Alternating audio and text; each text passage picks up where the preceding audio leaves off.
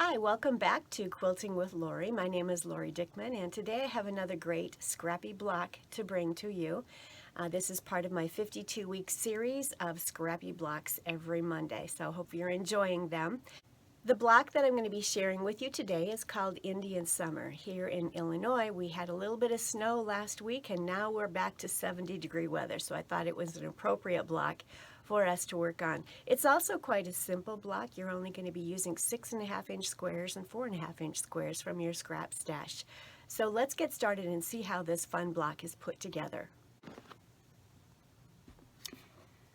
So for my Indian Summer block, I have pulled squares from my 4.5-inch bin and from my 6.5-inch bin.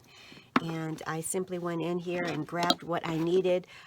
For this block, you're going to need 4 6.5-inch lights, or you can actually use any colors you want, but for my purposes, I chose 4 of the 6.5-inch squares of the lights for my background, and I have chosen 8 of the 4.5-inch squares. And these are all colors that just kind of remind me of fall. And so that's why I've chosen them. Some are darks, some are mediums, but I've chosen these that will work beautifully with these backgrounds. And it just gives the appearance of fall. It reminds me of the leaves that we see in Illinois as they're turning color in the fall time of year. Now let's take this to the sewing machine and let's see how this block is put together. So here is one of the 6.5-inch background squares that I have started putting together for you. This is one of the samples.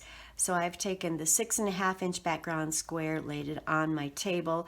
I've taken a couple of the 4.5-inch squares, and I've placed them up in the corner on opposite sides of this background square. As you can see, right sides together. I drew a diagonal line on each of those. And what I did then was I sewed just a hair to the right of that diagonal line closest to this corner, which allowed for the turn of fabric when we bring it back. And so on this side, I sewed just a hair to the left of the drawn line there so that it allows for the turn of fabric when we bring it back and press it. This does need to be pressed now, and then this will be trimmed away. I'll use my 1/4-inch ruler and line that up there and trim away that outside edge.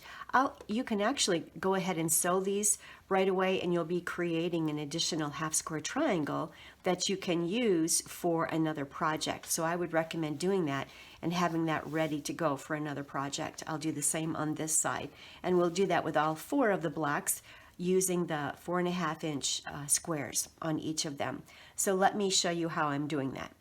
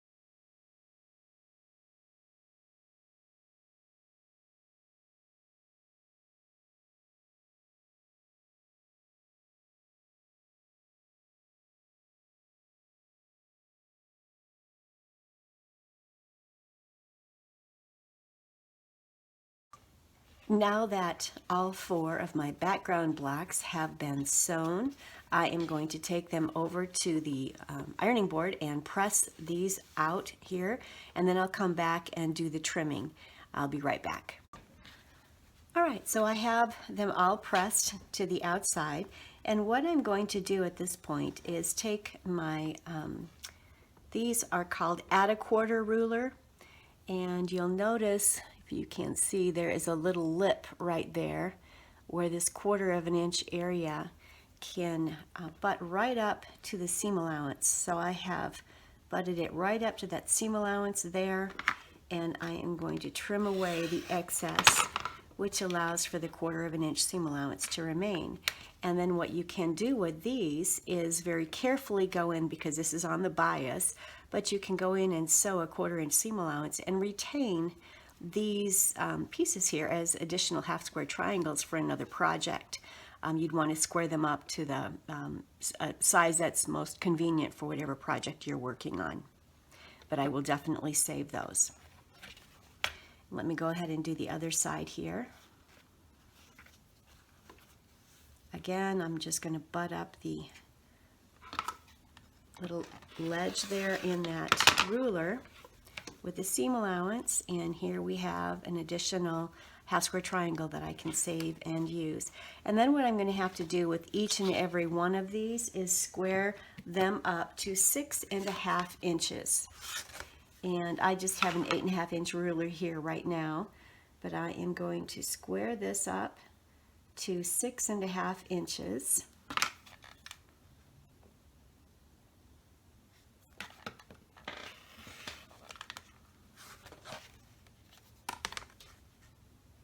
Because we need each one of these to be a 6.5 inch square so that it will go together. Again, our block, every one of these blocks that I'm creating for you during the 52-week series is going to be a 12.5 inch block. It will finish up at a 12.5 inch block.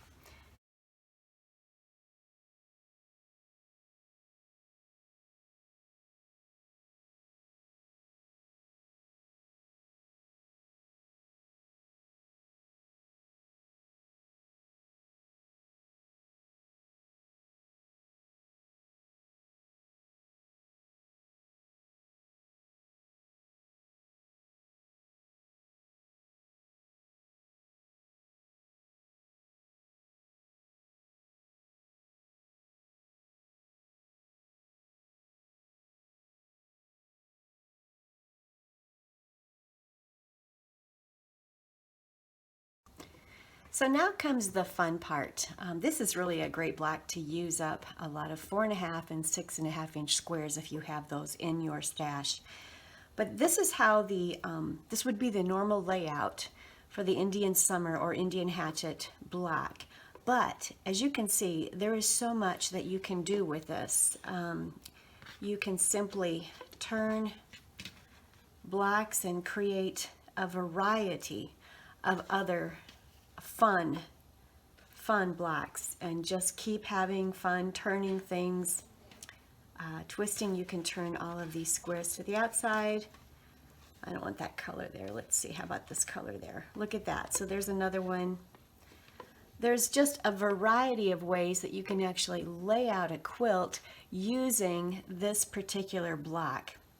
So you can certainly use up your scrap stash, create some beautiful colorful quilts, and basically what you're doing is using this light background as the focal point, and then your colors are just scattered throughout, and it just creates a gorgeous quilt. I recommend you have fun with it. What I'm going to do today, I believe I want my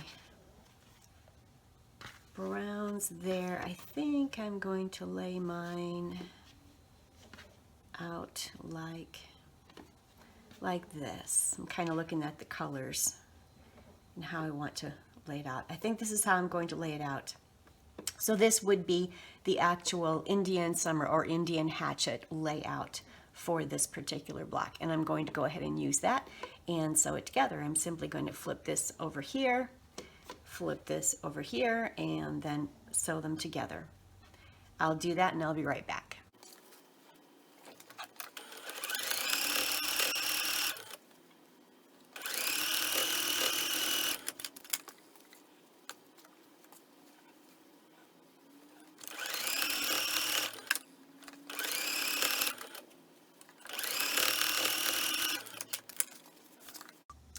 So here is my Indian Summer or Indian Hatchet block. I love how it's turning out. It's a great scrappy block. I need to go and get it pressed. I'm going to press toward the dark if at all possible. More than likely I'm going to press this direction, and these two seams will come around like that. And I will be right back. So here is the block. I have it all pressed and it's ready to go. This would be a great quilt to just make a nice, great big, a lap quilt or even a queen size quilt, just using up all those scraps. It's a beautiful design. And of course, as you saw before, you could turn some of these squares within the block to create a different look. So it's very versatile. Here's what I've done for pressing. My very last seam that I sewed, that seam allowance was pressed in this direction, and it doesn't matter which way because it's very scrappy. So some of the seam allowance is laying on the light and some of the seam allowance is laying on the dark. And then what I did with these two, this seam allowance came this direction and this seam allowance went that direction. And then when I had pressed open the insides of each of my squares, I had actually pressed them to the dark. So they were all pressed to the dark. But it lays very nicely. It's going to be a great block to add to your 52-week series or to make an entire quilt all on its own using these particular scraps and sizes. I love it. So I'm also going to just show you how I'm going to go ahead and sew all of these units that were trimmed away into half square triangles, and then I'm going to square them up to a size that I feel would be great for another project, and I'll show you how that's done here.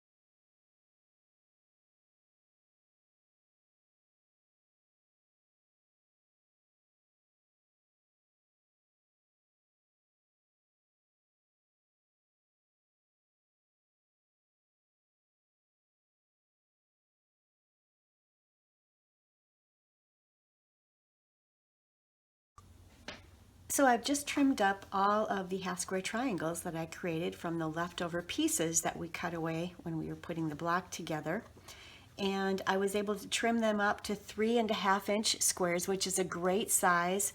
I use this size a lot in different blocks that I create. Not much had to come off of the sides, but it's important that each of these be squared up perfectly. So I have 8 3.5 inch half square triangles ready to use.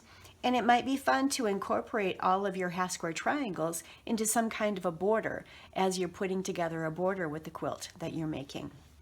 So hopefully you're enjoying this 52-week series of all of these great scrappy blocks. I'm looking forward to having fun creating some more of these blocks and putting together some really great scrappy Indian summer lap quilts. So let's take a look at some of the blocks that I have shared with you over the last 7 weeks. Here was block 1, and I'll have a link to these videos down in the description box as well. So that was block 1. Here was that was our pumpkin block. Here's block 2, and this one was called the Road to California. And here was block 3, and this one was our State Fair finale block. And here is block 4, which was our weather vane block, and it was also part 1 of my mystery quilt series. So it was week 4 of my 52-week series, and it was part 1 of my mystery quilt series. And here is week 5. And week 5 was also part 2 of my mystery quilt series, and this is the Sedona block. And here we have week 6, and this is where I taught you how to use your scraps to make some great borders. And then of course today I've taught you another way of grabbing some half square triangles and using those to create some borders. This is your corner block. For whenever you finish your scrappy blocks, you can actually use this pattern. This fits the 12.5-inch blocks that we're putting together, and this would be the corner block. It's 4.5 wide, 4.5 wide, 12.5 long. And so they work beautifully for your borders. So check those out. You want to save all of these. You might want to create a playlist that's called Quilting with Lori so that you have all of these blocks saved in your playlist. And here is today's block, week number 7, which is the Indian Summer. And we simply use 6.5-inch background squares with 4.5-inch squares that we snowballed actually on each of these, and created this beautiful Indian Summer block. And what's really fun about this pattern is that you can twist and turn each of these individually to create other variations. So have fun with it. I hope you're enjoying the 52-week series. Please check the links below to find out where the rest of them are. I've got a number of videos out there for you to check out. And have fun and happy quilting. Thanks so much for stopping by. This is Quilting with Lori, and again, my name is Lori Dickman. Have a great day.